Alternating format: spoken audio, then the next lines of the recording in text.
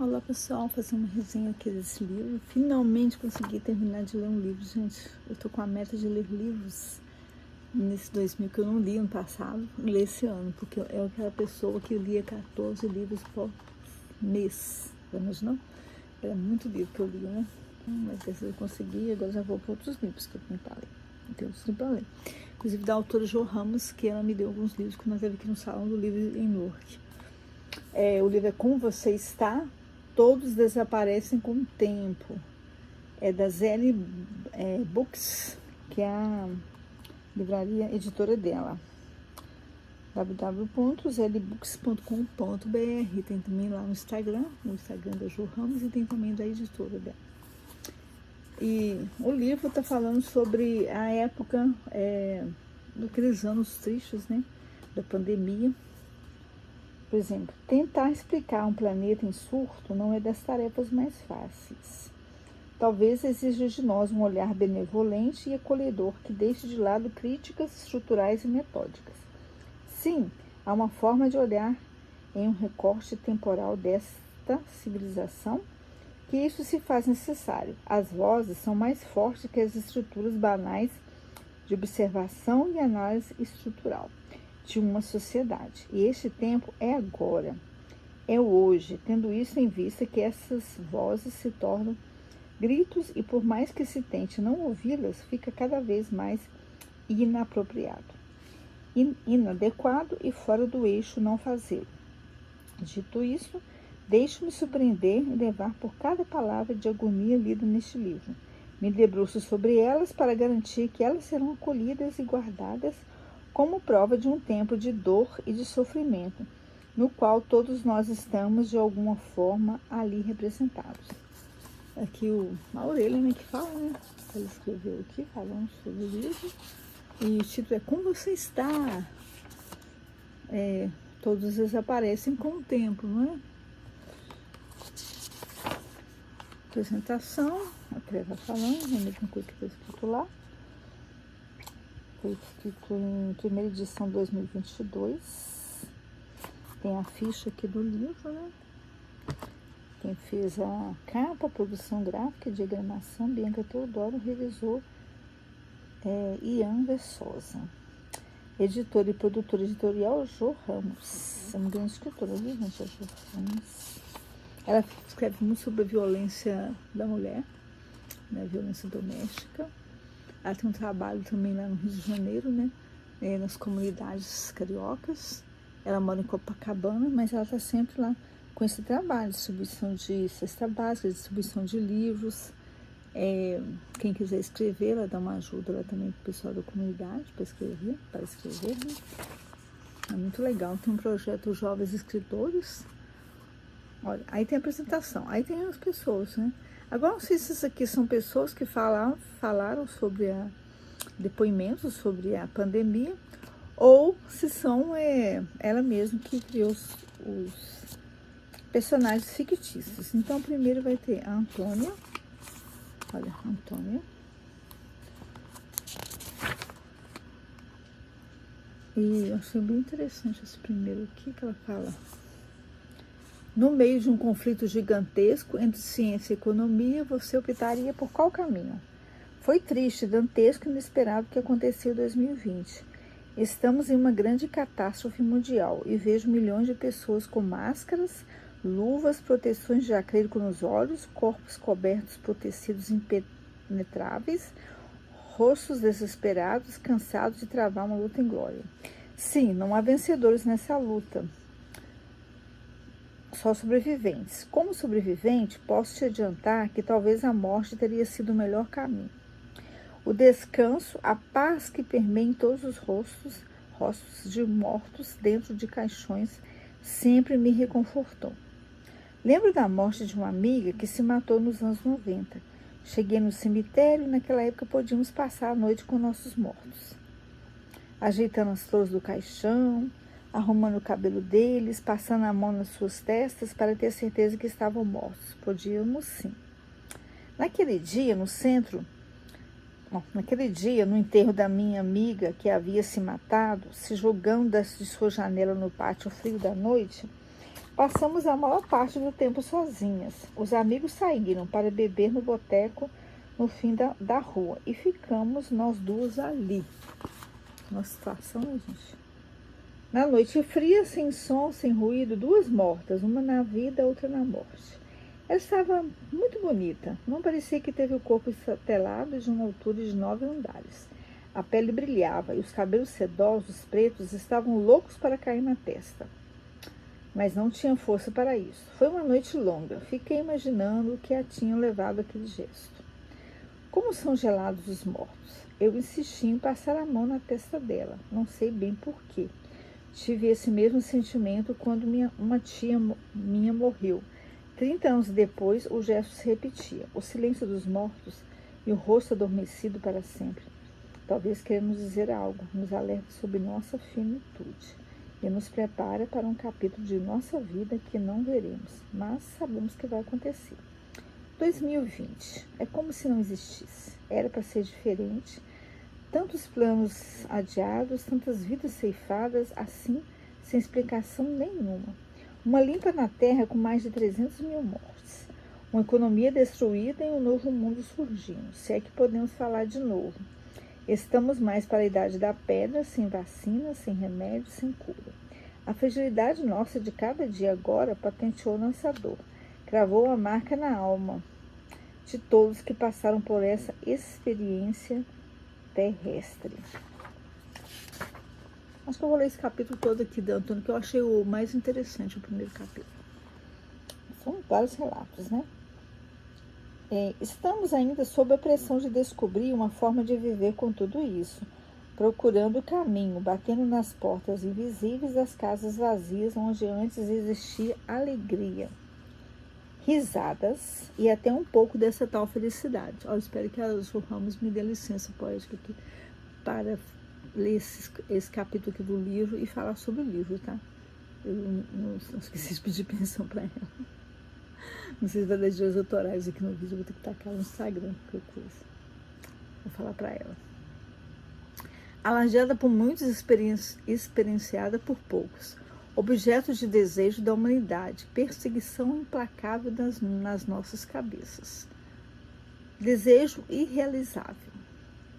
São tantas as denominações para essa fantasia que fica difícil de defini-la, sem nos esquecer das análises filosóficas sobre essa palavra tão almejada que quanto mais se pensa que se encontrou, mais rápida corre de nós.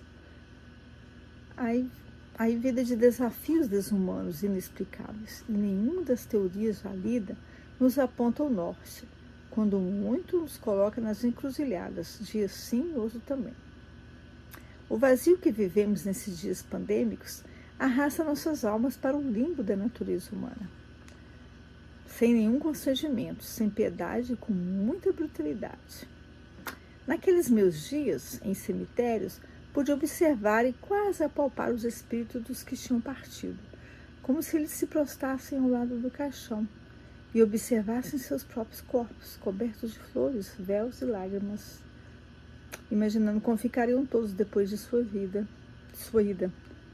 E se contentavam em esperar um espírito amigo que os ajudasse a fazer a viagem para a eternidade. Grandes símbolos aparecem nessas horas. São passagens muito fortes que atestam toda a nossa resistência. Estamos em frangalhos. Perdemos parentes, amigos, pessoas que tinham um longo caminho pela frente, mas agora não há mais nada. Só o silêncio das bocas cansadas, da voz travada, do nó na garganta, tristes tempos. Resistir parece uma palavra que perdeu o significado, porque não sabemos o porquê, nem para quê, nem quando usar. Estamos em cima de uma ponte e o vento balança para lá e para cá. E ficamos tentando nos equilibrar entre pequenas tiras de corda puída. E o som do vento que ora nos ataca de frente, ora nos congela as costas.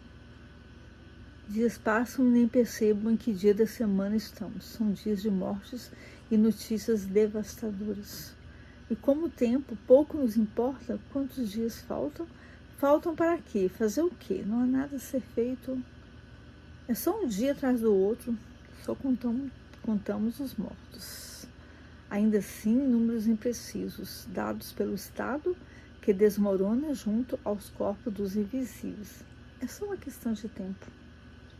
Corpos sem identidade, sem passado, sem história, apenas cadáveres amontoados em covas rasas, ou um sobre o outro, porque não há mais espaço na terra para eles. Os mortos aqui não possuem nomes, nem número. Alguns estão enrolados em papelão, com as pontas dos dedos de fora. Tristes dias que constatam nossa insignificância planetária. É humilhante assistir a tudo e nada poder fazer. Somos espectadores de mortes, movidos por nada e desprovidos de sentido. Agora entendemos que não há propósito algum. Uma nuvem espessa sobrepõe-se sobre as cabeças dos que estão na fila da morte, envergados, tontos e amarelados pelos dias gritantes de sol que vêm para nos envergonhar um pouco mais. E lá vai mais um com uma nuvem sobre a cabeça, empurrado para a grande viagem, a definitiva, sem nenhum preparo, sem conversas. Estamos de máscaras, luvas e proteções de acrílico para os olhos, como se quiséssemos ver a morte. Quem disse que queríamos? Não queremos. E, por favor, nos dispense de caprichos protetores inventados na corrida dos acontecimentos, para que nós, os cegos, sintamos pelo menos a ilusão da proteção. Triste humanidade, sem humanidade, vagar pelos corredores de corpos entulhados, enrijecidos e opacos. Lembra um filme de ficção que ainda não foi feito.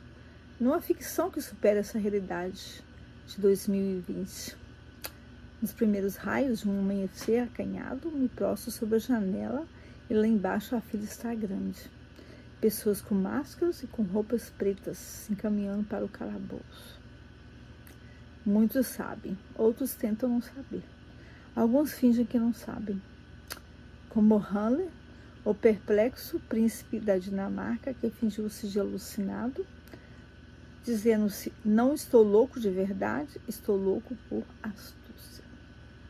As grandes tragédias se instalam em nós e nos aprisionam junto à ignorância que temos sobre o que não queremos e talvez nunca saberemos. Nós nunca sabemos nada. Então, esse aqui é o primeiro capítulo que fala dessa descrição aqui do Antônio. Depois vem Laís. Muito interessante o livro, tá? E sempre a Laís tem um depoimento menor. Aí depois tem João, ou João, não sei. Muito bom. O primeiro capítulo tem mais coisa. Tem Nina, não sei se são personagens ou são fictícios. Personagens reais ou fictícios. Aí vem Edgar e tudo. Esse aqui são bem uma folhinha apenas. Esse Edgar aqui. Engraçado. Enfim, Silvio. Aí são vários depoimentos. Como eu falei, eu não sei se são. Que fala também aqui na orelha, aqui atrás também. Tá falando aqui também, ó. Jornalista, escritora graduada em comunicação social. Pós-graduada em Sociologia Urbana e licenciatura em Letras. Abriu a ZL Books, editora, fundou e coordena os projetos do Movimento Defesa da Mulher, pelo fim da violência contra mulheres.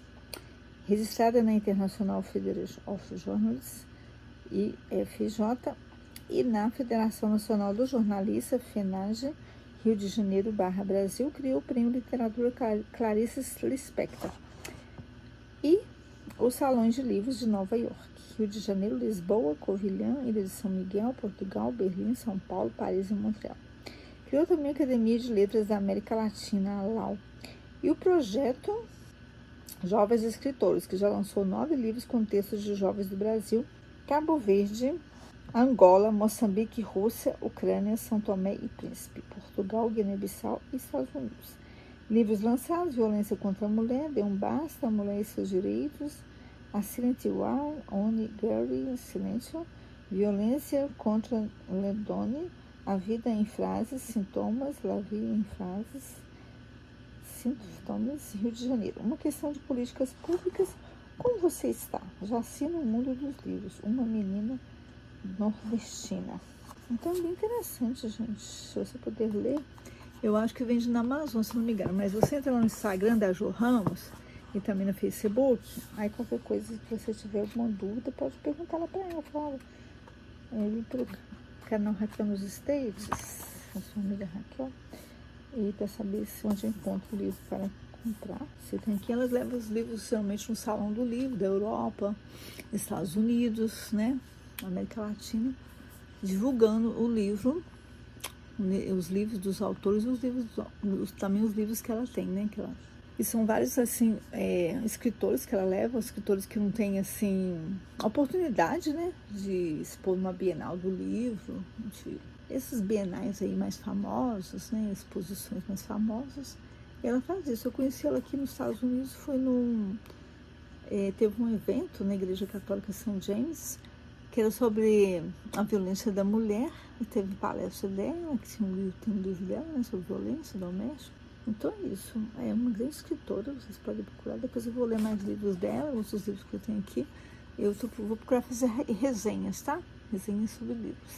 Então é isso, gente, se você gostou desse vídeo, curte, compartilha com seus amigos, e se você quer que eu leia mais livros, faça mais resenhas aqui, porque acho bem interessante. Esse livro é bem legal, bem atualizado, é um dos últimos livros que ela fez, falando daqueles dias, né, aqueles anos, né, dias não, anos, dias se transformaram em meses, depois em anos, e nós ficamos ali presos naquela bolha horrível, né, quem não teve um parente, quem não teve um amigo, ou amigos ou parentes, né, em plural. Então, eles vão ficar por aqui, gente. Comentem embaixo se vocês gostaram desse vídeo, apesar do tema ser bem triste. Se vocês gostariam que eu fizesse resenha de mais livros. É isso, gente. Beijos. Tchau!